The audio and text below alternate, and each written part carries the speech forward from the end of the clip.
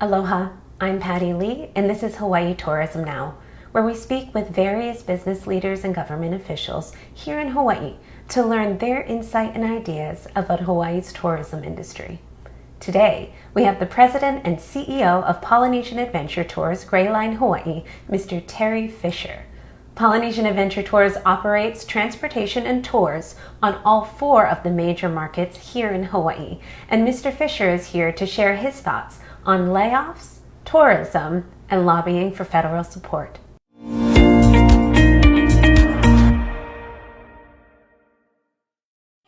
Aloha, Mr. Fisher. Thank you for joining us. Aloha. Thank you for having me. Absolutely. Would you please begin by describing a little bit about what Polynesian Adventure Tours does?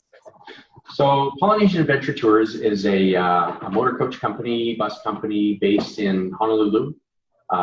That's where our head office is. We actually also have 4 other locations on neighbor islands, and statewide organization. We have approximately 180 vehicles and employ approximately 350 staff statewide. Wow. We operate a number of different sectors within transportation and tourism. We do seated-in tours. We were also the Gray Line operator or Gray Line Association operator for the state of Hawaii. But besides our own sightseeing tours, we also do transportation for conventions and incentive groups, that kind of thing. We also have done a number of different tour and travel groups that come to Hawaii. So pretty much anything to do with charter transportation. We deal with college sports and anything that requires group transportation. That's our business. Okay, fantastic. And how have your operations been affected by the pandemic? Well, our operations have come to a complete halt. We have not one motor coach minibus on the road right now.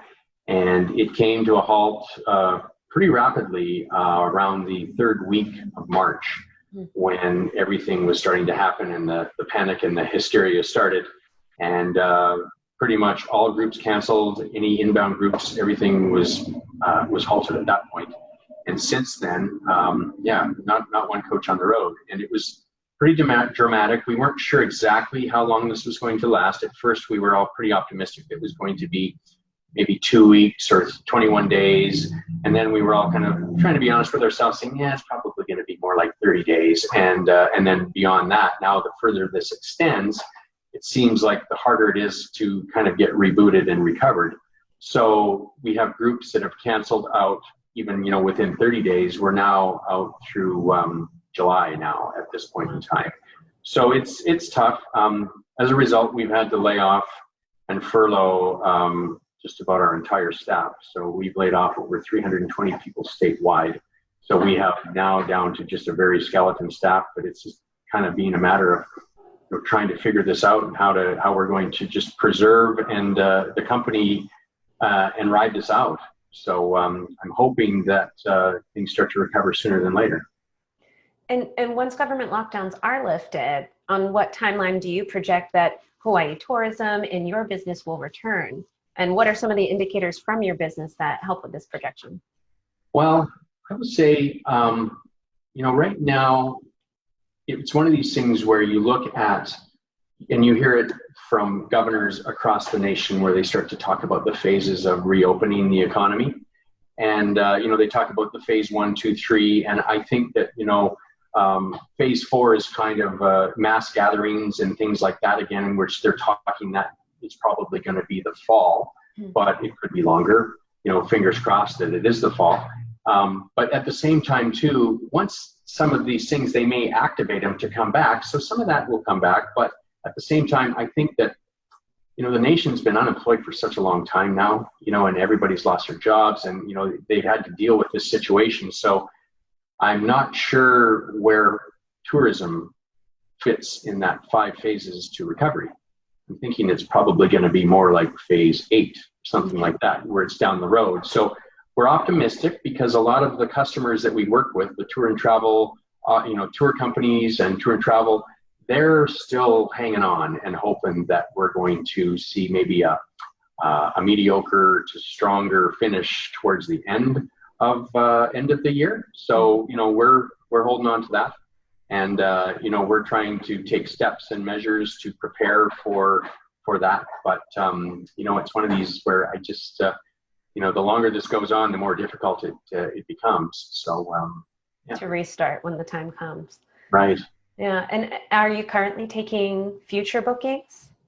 Believe it or not, we are. I mean, we have a skeleton staff right now in our sales department, and they're actually doing quotes and taking bookings. And there's actually, groups out there that are still business as usual, and they're planning and taking their trips. And one of the things I will say, and which has been really, really encouraging, because we work with a lot of international tour operators, and these international tour operators, what happens with them is that they do group tours all over the world.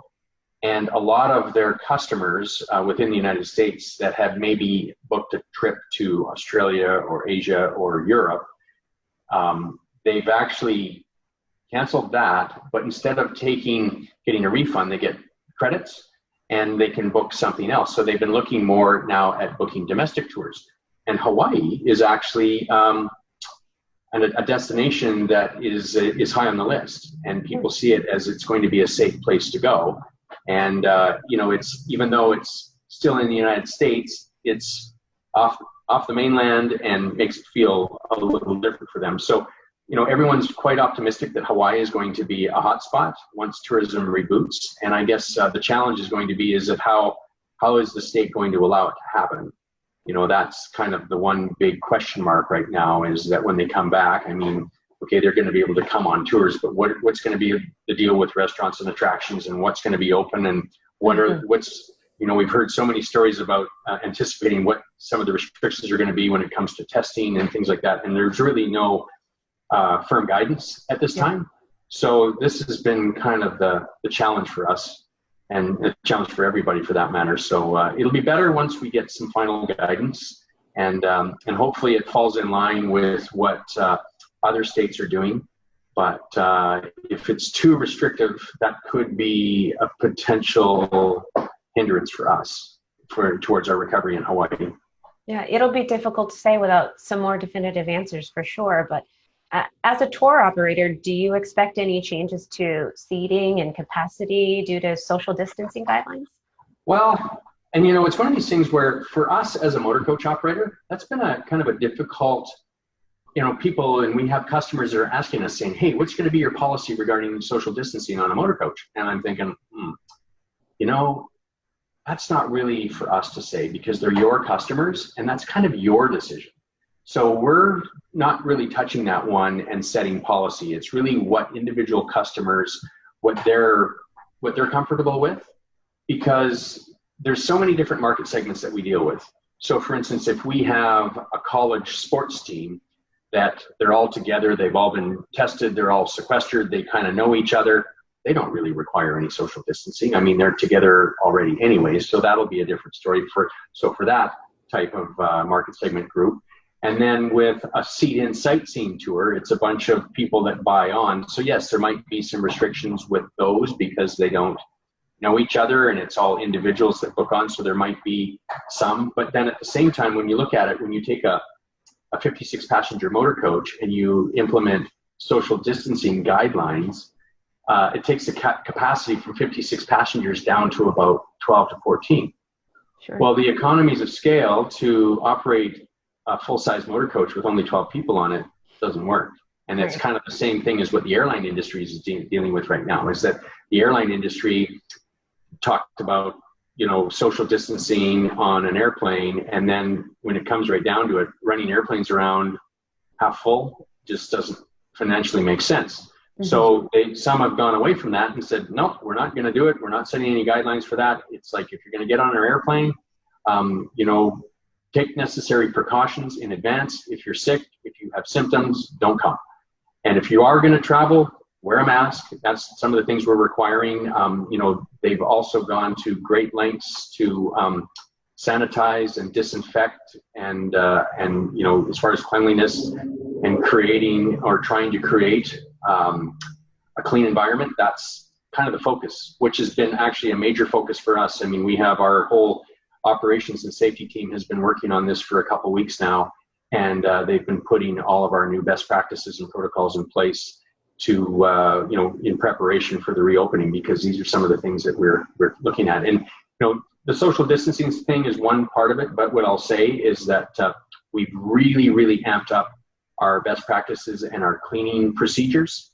And then beyond that, we've implemented a whole new regiment as far as disinfecting, because that's really two different things. Cleaning is dealing with the matter that you can see. Mm-hmm. Disinfecting is dealing with the things, the germs, bacteria, viruses that we can't see. Sure. So we need to make sure that we clean the coach and it's perceived as being spotless. And then beyond that, we're going to have, using CDC and EPA approved chemicals to make sure that we're, maintaining the most disinfected bus possible for all of our, for all guests. So.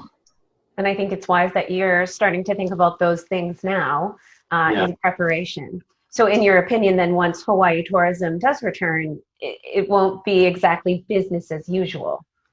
No, it won't. And I mean, everybody talks about that, the new normal. Mm-hmm. It kind of saddens me to think that, the new normal, and, but at the same time, whatever it is that we need to do, it's our job, and what we feel and what our customers are telling us is that we need to come up with things that are going to instill confidence in travelers to want to come back. And, it's interesting. My wife was on a flight yesterday, flying from LAX to Washington, D.C. And she was on two flights, LAX to Charlotte and Charlotte North, and both flights were 90% full. So wow. She was actually, she got off the plane and she said this to me, and she says, I was really encouraged to see these flights that were full, because I think that when things open back up again, I think people will get on airplanes and I think they will travel. So, it's hard to know what to expect, but mm-hmm. I'm telling you, we're trying to remain optimistic.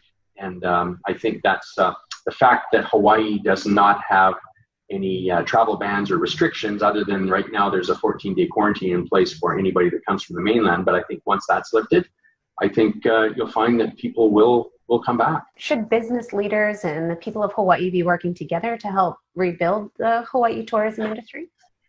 Absolutely. And that's something that I've been advocating with our people, since this all started. Our COO for Polynesian Adventure Tours, who lives over in Honolulu, his name is Mark Rubenstein, and I've been, saying to Mark that, get involved, get in touch, as far as whether it be with the HTA or the HCBB or whichever organizations are out there. I says, we need to be at the table and we need to have a voice. Mm-hmm. And so let's, do whatever you can to get involved. And then beyond that, I actually have been doing my best to communicate with our federal officials, government officials, so senators and members of Congress, as far as our industry is concerned, and, making sure that they know the state and the situation that we're in. So, doing that both here in California for our company here and also in Hawaii. So I've been doing a lot of that in hopes that, we can get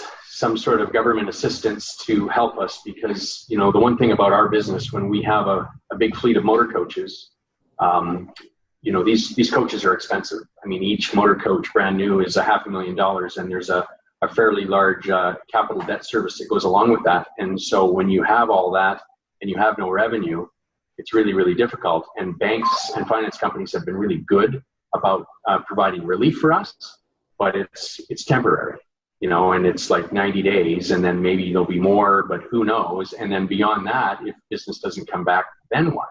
Right. And really at that point in time, the banks can only go so far. So then it becomes an issue of, federal assistance. And we've heard that from, on the news and from the government, that they provided relief for the airline industry, the cruise industry, and Amtrak and transit divisions, and really, the private tour motor coach companies nationwide. I mean, that's another one. And even tourism, we've heard President Trump talk about hotels So it's one of these things where I think that all of these different aspects, if we want them to be around and we want them to survive, that there needs to be something to help us out, because we can only survive so long. And it's one of these things where, yes, the economy may open, but that doesn't necessarily mean that we're going to just be able to flip the switch back on and go back to where we left off.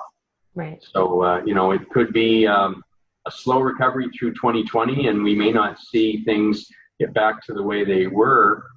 Who knows, maybe into 2021. I mean, sad to say, but we have to be prepared for that, unfortunately.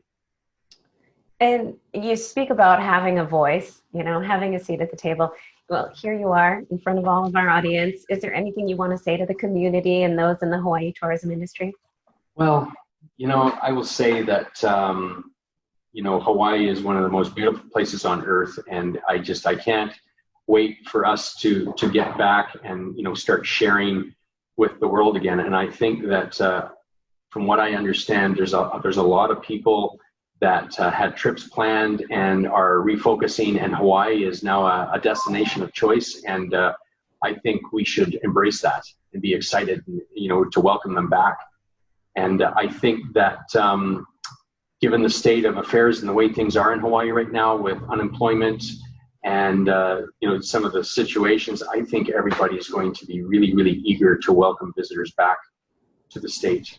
I think that, we talk about tourism and how it represents a small percentage of, a smaller percentage of the economy, but it's one of these things where tourism is this, but all of the spin-off of visitors, whether it be hotel, restaurants, retail, I mean, all of those others, they all thrive on the visitor traffic as well. So I think that we've all been in this situation now for 8 weeks, 9 weeks, and now I think everyone's going to be super excited. So I just say, let's embrace that and let's welcome it back. And I think when it does come back, we're all going to appreciate it just that much more.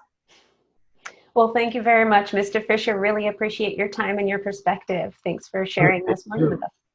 All right. Thanks. Aloha. Aloha.